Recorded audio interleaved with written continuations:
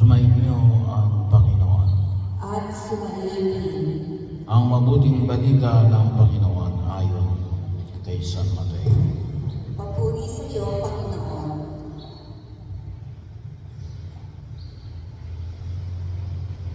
Noong panahon yon, nabalitaan ni Jesus na ibinilang ko si Juan kahit bumalik siya sa Galilea.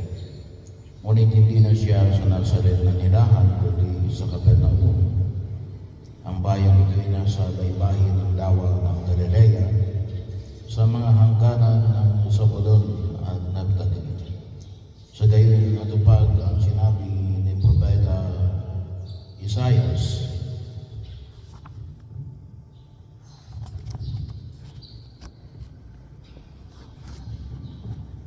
Ang lupain ng Zabulon at lupain ng Naphtali, daanan sa gawing dagat sa ibayo ng Jordan, Galilea ng mga Hintil.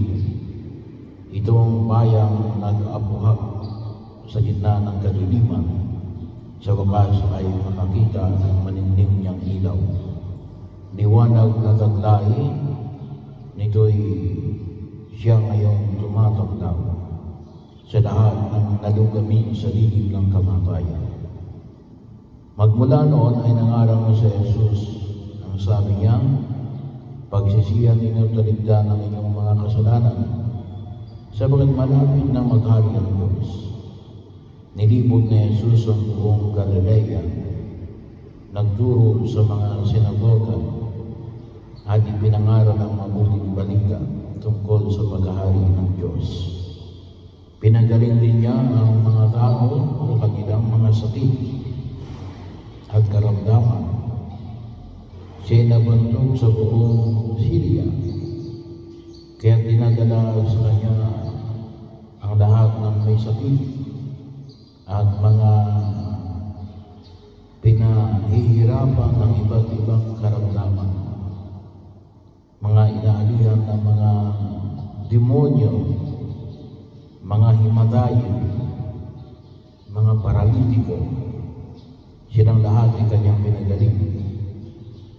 At sinundan siya ng napakaraming tao buhat sa Galilea, Decapolis, Jerusalem, Judea, at maging sa ibayo ng Jordan.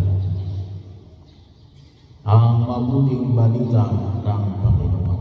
Pinupuri ka namin, Panginoon.